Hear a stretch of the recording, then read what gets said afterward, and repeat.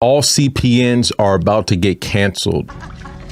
Cancel it. Now, what is a CPN? A CPN stands for a credit profile number or a credit privacy number. Essentially what it is a stolen social security number that fraudsters and scammers use as an attempt to get a restart on their credit. So in today's video, I'm going to be discussing exactly how CPNs are going to get canceled. This is an article from the American Banker, why experience joining the government's social security verification test. Seeking relief from rising synthetic fraud, U.S. companies next year will begin to quickly verify whether social security numbers match other consumer data in government files in a bid to prevent fraudsters from creating fake identities with stolen information and social security numbers. It won't be a silver bullet, but it will go a long way towards deterring synthetic fraud by preventing fraudsters from opening new accounts with bogus combinations of social security numbers and names. Synthetic identity fraud has risen sharply in recent years, and some of the problems stem from the ineffective systems the Social Security Administration has been using to generate new social security numbers and verify existing ones using slow and paper-based processes. Creating an electronic database to verify that social security numbers match the correct consumer data could also mute losses from the related problem of lenders unwittingly granting existing synthetic accounts fresh access to credit. One of the biggest areas of loss around synthetic account fraud is when one of these fake accounts gets approved for a credit extension. Experian is the only credit bureau among organizations participating in the pilot. Other companies that applied in the Social Security Administration approved include American Express, Capital One, Discover, Early Warning Services, Synchrony Financial, and Navy Federal. Lenders and banks will be able to use the Social Security Administration's new electronic consent-based Social Security verification of whether a Social Security number matches Social Security Administration records. The pilot came out from a provision in the Economic Growth, Regulatory Relief, and Consumer Protection Act,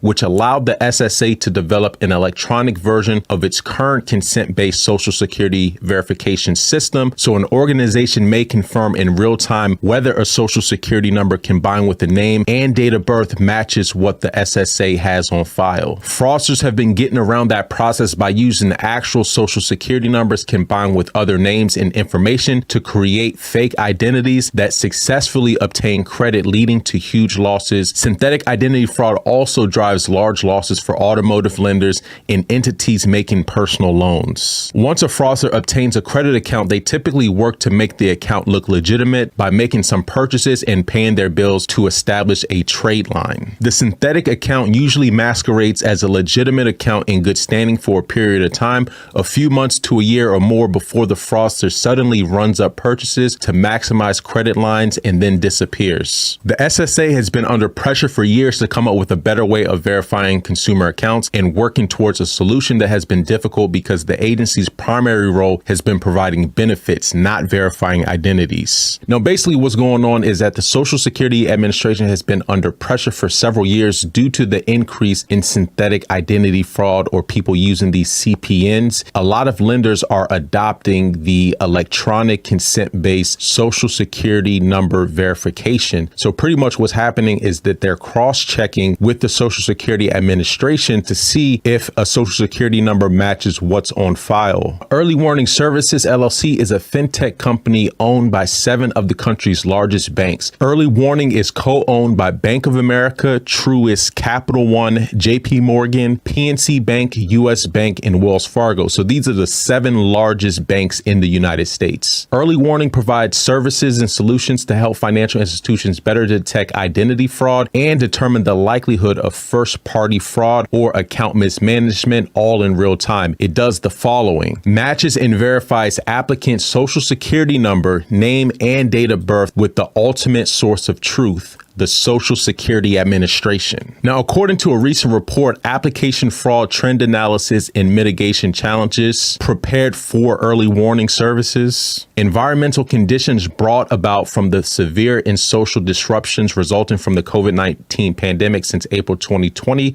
have accelerated growth in application fraud rates as demand among financial criminals for money mules and bank accounts associated with stolen and synthetic identities has increased to support with the movement of fraudulently intercepted payments from government stimulus programs. Now, this figure shows the estimated application fraud losses from 2015 to 2019. And as you can see, among demand deposit application fraud losses, as well as credit card application fraud losses, you see a steady incline. However, credit card application fraud losses have been growing at a much higher rate. The majority of respondents from a survey of 47 fraud executives from U.S. financial institutions revealed that they have experienced increases in application fraud since the pandemic began. Now, you have companies like Early Warning Services, which is a consortium of the 7 largest financial institutions in the United States, and they've come up with different techniques and frameworks and tools to combat fraud. So one of the most effective ways is Social Security number verification. So they're literally connecting to the Social Security Administration database, which is the ultimate source of truth, and verifying whether or not that Social Security number was issued and belongs to the person. Now, going forward, a lot of lenders are going to start adopting the electronic consent-based Social Security verification. So that's going to put an end to all CPNs. So going forward, it's going to be much more challenging for people who are trying to fraudulently obtain credit. Now, aside from the Social Security Administration verification,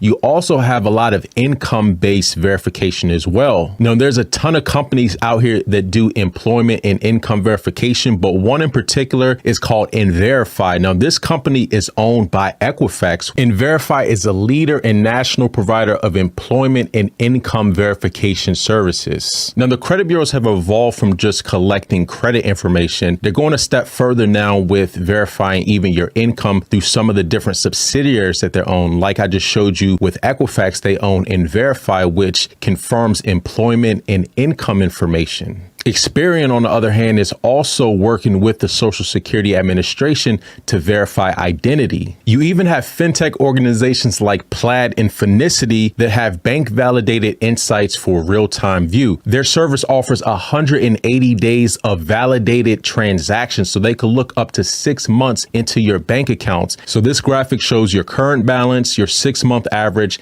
and then your 2-month average. Now, between identity verification, income and employment verification, as well as asset verification, financial institutions and lenders are now using multiple different data sources to combat fraud. So going forward, a lot of these shortcuts, especially with the CPNs and the synthetic identity fraud, is going to become much more challenging, especially as, trillion-dollar banks, you have companies like Early Warning Services that have so much information at their disposal. This is why going forward, you're going to see an end of CPNs. Now, some of you may have noticed that with a lot of credit applications recently from different financial institutions, there's been an emphasis on income verification. So you might have to provide different documentation, including bank statements, tax returns, or even pay stubs to validate and prove your income. So I've teamed up with ADP. So ADP is the leading payroll provider. So if you are a small business, self-employed, you can actually enroll with ADP. Then you can essentially create your own pay stubs 100% legitimately. Now, if anyone is interested, there's a link in the description of the video,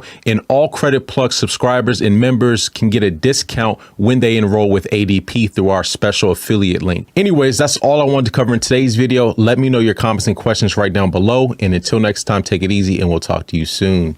Peace.